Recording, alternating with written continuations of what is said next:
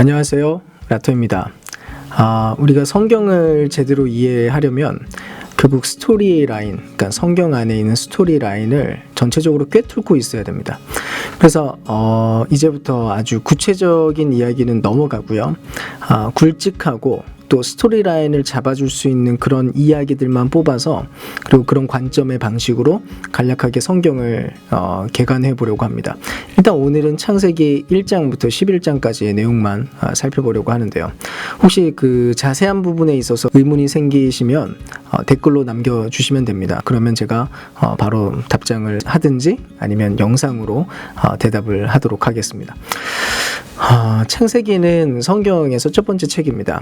제네시스라고 영어로는 되어 있고요. 또 히브리어로는 레시트라고 쓰여져 있습니다. 그러니까 시작이라고 하는 그런 뜻을 가지고 있는데요.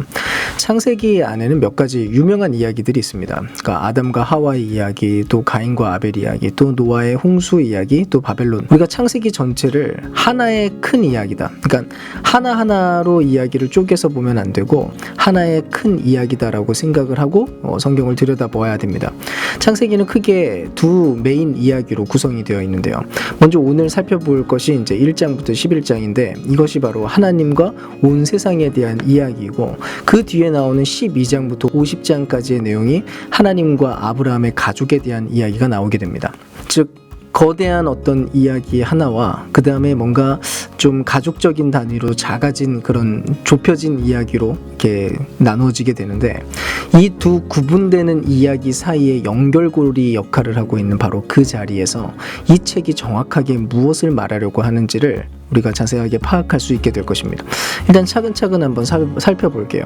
일단 첫 부분은 창조 이야기입니다. 하나님은 모든 것을 창조했습니다. 정확하게 그가 어떤 방식으로 첫째 날, 둘째 날, 셋째 날, 일곱째 날까지 이 모든 과정들이 과연 어떤 모양이었고 무엇인지에 대해서는 사실 많은 의견들이 있는데, 아무튼 우리는 일단은 성경 스토리에 집중을 해보겠습니다. 하나님은 흑암과 물과 혼돈에서부터 사람이 살아갈 수 있는 아름다운 공간, 즉 그 동산을 만들었다. 그 동산으로 바꾸어 놓으셨다라고 이야기를 하는데요. 그래서 하나님은 창조를 하신 뒤에 7번이나 연거푸 좋았더라라고 그렇게 이야기를 하십니다. 즉 첫 세상, 하나님께서 만든 첫 번째 세상은 선하고 좋은 것이었다는 거죠. 그리고 첫 번째 인류였던 아담과 하와가 나타나게 됩니다. 사실 이 부분에 대해서도 아담과 하와 얘기에도 할 얘기가 참 많이 있는데 하나하나 쪼개서 얘기하는 것은 다음에 하도록 하고요. 아무튼 이 두 사람은 각 개인이면서도 또 동시에 인류를 대표하는 그런 사람들이었습니다. 아담은 히브리어로 인간이라는 뜻을 갖고 있어요. 인간, 인류라고 번역할 수 있고요. 또 하와 같은 경우는 생명이라고 하는 뜻을 가지고 있습니다. 이 둘이 하나님의 형상으로 지어졌다라고 그렇게 이야기를 합니다. 즉 The image of God, 그 형상, 하나님의 형상이 그 안에 있어서 사람이 창조자의 그 창조성과 선함과 성품들을 그가 만드신 세상 안으로 나타내도록 그렇게 창조된 그런 사람들이었다는 거죠. 그들은 생육하고 번성하고 또 문화를 이룩하고 또 이웃을 만들고 또 예술 등등 모든 것을 만들도록 그렇게 계획되었습니다. 그리고 무엇보다도 하나님께서 이 인류에게 도덕적 선택권을 허락했다는 거죠.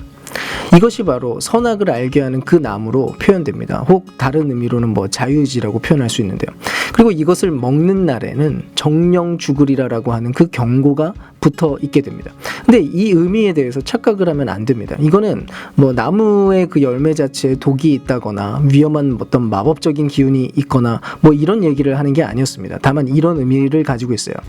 이전까지는 하나님께서 세상을 선하게 창조하신 것처럼 계속해서 세상 안에 선한 것을 정의하시고 그것을 공급하시는 분 역시 하나님이셨습니다. 인간도 그래서 마찬가지로 그것을 공급받으면서 살았습니다. 모든 기준은 그분께 있었고 거기에 매여서 살았죠. 그래서 오직 하나님만이 선과 악을 정의할 수 있다는 것입니다. 왜냐? 만드신 분이 그분이고 기준은 그분께 있으니까. 그래서 이 나무라고 하는 것은 이 선악과는 선택을 의미했습니다. 사람이 하나님께서 말씀하시는, 그러니까 하나님의 기준으로서 만들어낸 선과 악의 정의를 그대로 받아들이며 살 것이냐, 그래서 그것을 참이라고 믿고 신뢰할 것이냐, 아니면 내가 직접, 인간이 직접 스스로 선과 악이라고 하는 개념을 나름대로 정의를 하고 그 정의된 내용 따라서 자기 방식으로 살아갈 것인가 하는 바로 그것이었습니다. 그리고 아담과 하와는 결국 그 열매를 먹어버리죠. 이게 바로 죄에 대한 핵심적인 성경적 이해와 개념입니다. 현재 인류는 모두가 극도로 이기적입니다. 이것은 개인적인 그런 개념에서도 마찬가지지만 공동체적으로도 마찬가지죠. 즉 나와 내 종족 또 내가 속한 어떤 공동체의 유익을 위해서라면 우리는 타인과 타종족의 희생을 감수해서라도 무언가를 얻어내려고 하는 그런 마음을 가지고 있습니다. 그러니까 남이 손해를 보더라도 내가 유익이 되는 것을 사람들은 소망하게 됐죠. 그것이 바로 이 세상을 움직이게 만든 전체적인 배경 아닙니까? 수많은 제국주의의 향연과 식민지배의 여러 역사들, 그리고 그 안에서 강자들의 논리로 합리화를 시도하면서 지금도 나라와 나라가 또 민족과 민족이 각 계층별로 각자 나름대로의 이기성, 자기중심성을 가지고 그런 일들이 벌어지고 있습니다. 아무튼 선악과가 보여주고 있는 죄의 핵심 성향은 자기중심성입니다. 하나님께로부터 온 기준과 그분의 선이 아니라 자기 방식의 선, 자기 나름대로의 정의를 가지고 살아가기로 결정했다라고 하는 게 바로 죄라는 것이죠. 어쨌든 성경에서 사람이 하나님 없이 선과 악을 정의하면서 그 뒤에 나오는 모양들은 엄청난 사건들과 문제들을 이야기하게 됩니다. 이제 인류는 선택을 했고 상황은 정말 안 좋은 방향으로 흐르게 됩니다. 그래서 창세기 3장에서 11장은 모든 인류가 어떤 방식으로 타락하는가에 대한 내용을 보여주게 됩니다. 그러니까 나선형을 그리면서 나락으로 떨어지는 그런 모양들이 성경 안에서 그려진다는 거죠.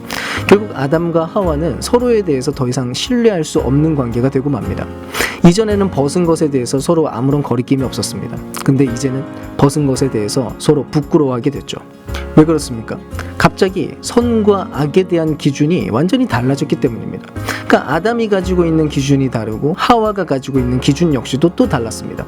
이제는 모든 것이 서로 다른 관점 속에서 비난의 대상이 되고 다름에 대한 분노를 일으킬 준비가 마련된 것이죠. 하나님 안에 있을 때는 그런 것이 아무 문제가 아니었는데 인간 스스로 선택하게 되기 시작하면서부터는 인간은 자기 수준 안에서 스스로를 또 남을 바라보기 시작했습니다.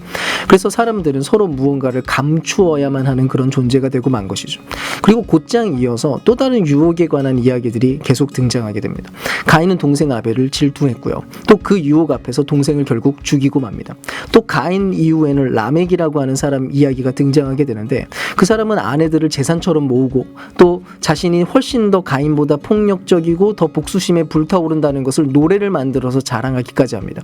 즉 인류는 훨씬 더 타락하게 되고 하나님은 결국 그 모든 상황에서 인류를 쓸어버리고 깨끗하게 만드시려 하는 계획을 세웁니다. 사람들은 이 노아 홍수 이야기에 대해서 화가 가득하신 하나님에 대한 얘기로 생각하곤 하는데요. 근데 사실 이 이야기는 하나님께서 세상의 상태를 바라보면서 슬퍼하고 괴로워하는 그 장면에서부터 시작하게 됩니다. 그러니까 하나님은 원래 선하게 세상을 만들었는데 그 선한 세상이 이토록 망가져가고 있는 문제에 대해서 원래의 선함을 어떻게 보존할 것인가에 대해서 고민하시고 또 그 안에서 물로 씻는 결정을 한 것으로 그려지게 됩니다. 근데 이 상황에서 한 가지 희망 하나가 발견되죠. 하나님께서 노아와 가족을 선택하고 방주로 그들을 구원하셨다는 사실입니다. 그들을 통해서 온 인류를 다시 시작하려고 했다는 것이죠. 근데 노아는 방주에서 나온 뒤에 포도나무를 심고 그 포도나무의 실과를 가지고 포도주를 만들어서 먹은 뒤에 완전히 취해버립니다. 그리고 나서 장막 안에서 발가벗고 잠이 들었다가 결국 아들들과의 관계에서 문제가 생겨나게 되죠. 함이 아버지의 추태, 그 추태를 보고 형들에게 그것을 일러 바치고 공유하는 일이 벌어지고 결국 그것 때문에 아버지는 조롱한 거죠. 바로 거기에서부터 한 아들에 대한 저주가 쏟아부어지는 일이 벌어지게 됩니다. 그러니까 또 다른 비극의 씨앗이 거기에서 발견되게 되는 거죠. 그리고 여기에서부터 또다시 모든 인류는 번성해 가기 시작합니다. 근데 여전히 앞서서 보여주었던 인간의 모습과 별반 다르지 않는 그런 모습을 보게 되죠. 또다시 그들은 악을 행하게 되는데 그 마지막 절정에 이르러서 보여주는 이야기가 바로 바벨탑 사건입니다. 사람들이 함께 모여가지고 당시 이제 새로운 기술을 사용하게 됩니다. 그게 바로 벽돌이었는데요. 벽돌이라고 하는 발명품을 가지고 자신들의 이름을 내고 하늘에까지 닿게 만들자라고 하는 그 계획을 세워서 거대한 탑을 세우기로 작정하고 큰 도시를 세워나가기 시작합니다. 근데 하나님은 이렇게 내버려 두지 않으시고 자비하심으로 그들을 흩어버리십니다. 그러니까 그들이 악을 도모하는 것을 가만 놔두지 않으셨다는 것이죠. 이 모든 이야기들, 그러니까 이 모든 사건들은 사람이 하나님으로부터 독립하고 스스로 선과 악을 정의해 나가기 시작할 때 그 결과 어떻게 되는가? 비극과 죽음을 초래하게 만든다는 것을 강조하는 이야기들입니다. 지금까지 내용을 살펴보면 그러면 인류에게 대체 소망은 있겠는가? 라고 하는 의문이 드는데요. 바로 이에 대한 대답이 다음 이야기에서 등장하게 됩니다. 하나님께서 세상을 구하시고 회복시키는 바로 그 사명, 바로 아브라함을 부르시는 내용이 전개되는 것이죠. 그 내용은 다음 시간에 살펴보도록 하겠습니다.